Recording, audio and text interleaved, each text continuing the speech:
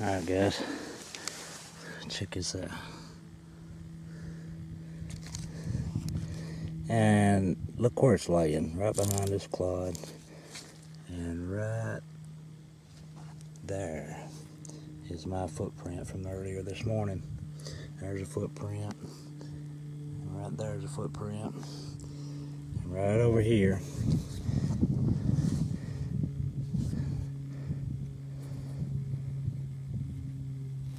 boy, it feels good. Doggone right. Here comes Pooch. Check it out now. I mean, this is why it's worth, you know, if you know the stuff's here, that's why it's worth going back over it. And I thought I looked good. It just goes to show, I mean, especially when the sun's low and it's coming in at an angle, all this was in the shadow. And easy to overlook. Appreciate you watching. Alright guys, I'm back. There's the Pooch. That's where I picked that other piece up. Walked right on up the row. Watch out, Pooch. Look there, right there. Very same scenario. It was on this side of a row. The sun was shining in from the other side. This one was shadowed. Now the sun's high. Makes all the difference in the world. I don't care if you go back or not. Just thought I'd give you a piece of advice because it's well worth your time if the stuff's there. Thanks for watching. Alright guys, I'm on to another one. I mean, looks like a good one too. I don't know about the tip. It's about 2 inches sticking out of the ground. She's got a tip. I'll round it over. Heck. Guess what?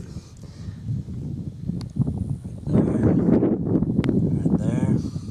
This is about 2 foot away. Right there.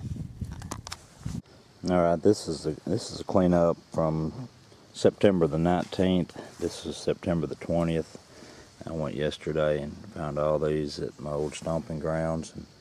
They're in no certain order, and most everything you see here is just bits and pieces and brokes. And I'm going to pan over these right quickly just to let you get a look at them.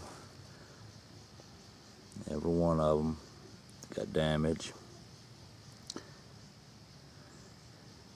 Just had an awesome time. I mean, you've seen my trips down there, and I've mentioned before, it was a huge campsite, no doubt, for several years, and so there's just tons and tons of stuff like this. And you may ask why, you know, would I bother to pick this stuff up and bring it home? Well, I like it.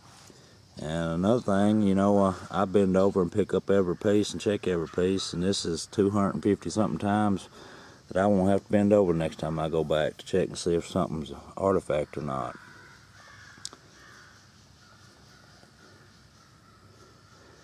A lot of these tools right here are broken, but some of them are whole. A big chopper like deal. And I mean, these people, I mean, it was apparent to me that, you know, they wasn't trying to impress nobody. And I noticed that a lot of the stone that they worked to, I think they mainly quarried this from the creek, you know, because a lot of it's got freeze fractures in it that they couldn't do nothing with, of course, and inclusions of different kinds, you know. Unlike, you know, a good vein of hornstone or something that you get into in the earth, you know, you might find some pretty pure stone, but a lot of the creek cobbles and stuff, you can see, you know, it just wants to stay up. You can see that right there, you know, was within the stone. And that's the reason I'm made to believe that a lot of the stuff that they ended up making, you know, was somewhat crude. I want to show you these tools right here. Here's a pretty good tool. I found a lot of flake tools. They used a lot of them. You can see the little edges that they napped right in there, and they used that for nothing more than just a knife or something along those lines. And They just pick up a flake and knock off a few edges and do whatever they need to do. One of these orange slices, I've seen a lot of those, picked up a lot of those down there. But those edges right there, they'll always be sharper than the edge of, for instance, you know, an arrowhead. They're just naturally sharper. A lot of them are uniface. And they're just, you know, you can see they're just cold pieces of flint that they didn't throw away, but they used. They weren't wasteful at all. I'm not going to bore you with all these, but I just want to handle a few of them. And just, you know, scrapers, and first one thing and another. Here's another pretty nice little flake. As you can see the curl in it, and all they done was take it and they worked an edge on it. Here's a huge one right here. It's a big old crooked up flake, but I mean that right there is still, that'd cut you in a heartbeat. This edge right here too. I don't know what they used that as, a scraper or a skinner. It'd make a good skinning knife. But anyway, these over here are some of them, and they're, you know, that you see it's uniface.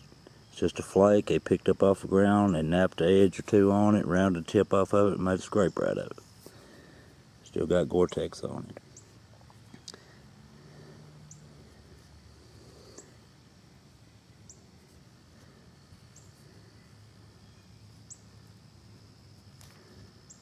Of course, some of these, you know, they're whole. Some of them aren't. But they didn't leave nothing that what couldn't be used on. I mean, they wore them down to nothing. And check this little guy out. Look at this big old mangled up. You can see that's a piece of creek cobble right there, just rougher than a cob, porous, big inclusions in it. They napped a few flakes off this side, rounded the nose of it. Voila. Same scenario right here. Gore-Tex, uniface. These over here made it to the heartbreaker pile today. That'd have been a nice big sandy right there.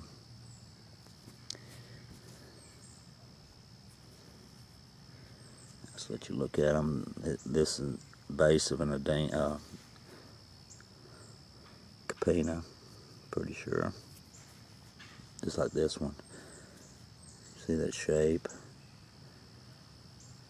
Real nice flaking. This one here, I don't know what it is. That right there favors a hardened, but that's not ground. Well, yeah, that in there does feel ground, but the base doesn't feel ground right in there. It may have some light grinding in it. It may be a hardened, but it's not very thick.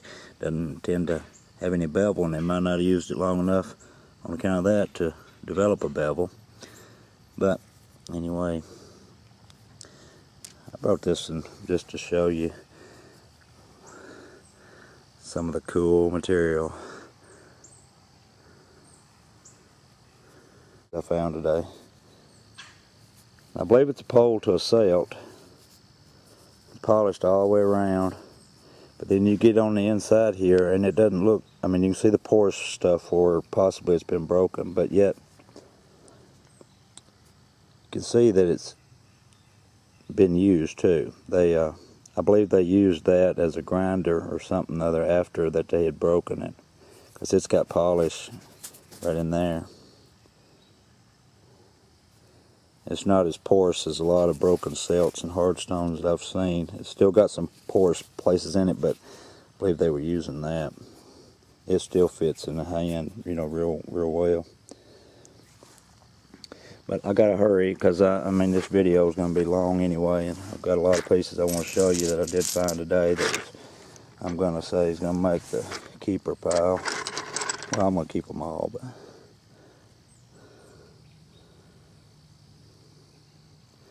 pretty nice one.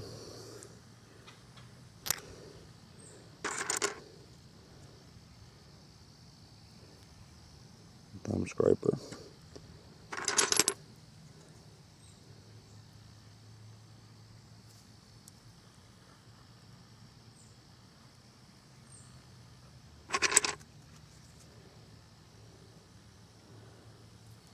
Big sandies.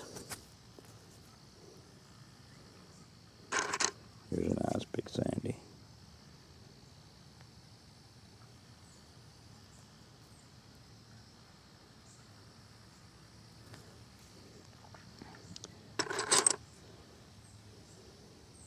Pickwick. A little thick, crude. Here's my quartzadena, I think, or whatever that's made of. It's translucent. I don't know if it's a Dina, if it's a Wabusa, or whatever it is. You can see the base on it. But again, it's a creek cobble. See the big old inclusion right in there, and Vortex.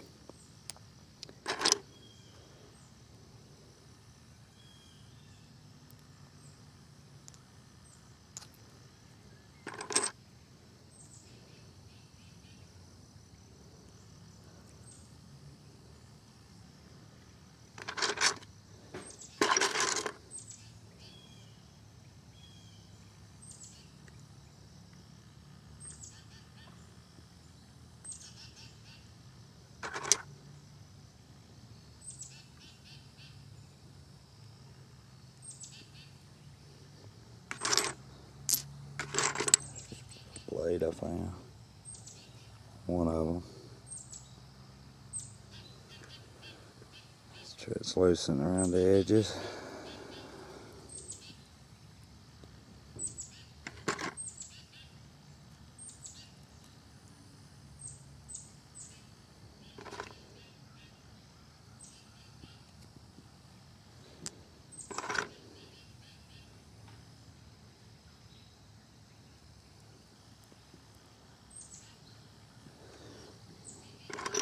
Like I mentioned, that ground has still got a lot of washing to do, and to have found this much stuff, I mean, it's still going to be on big time.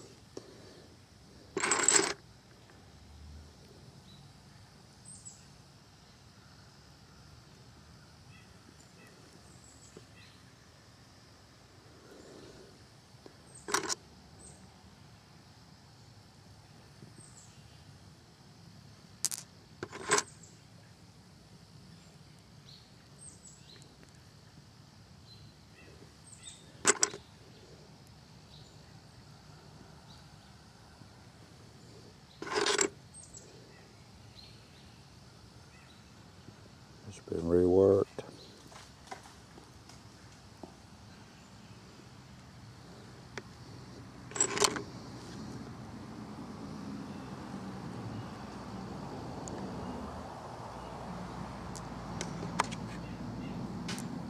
This one right here was a shame. I should have put it in a heartbreaker pile because it does have a broken tip.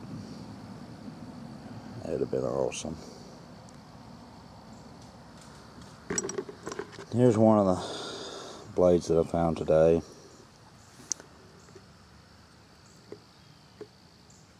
Little corner missing right there.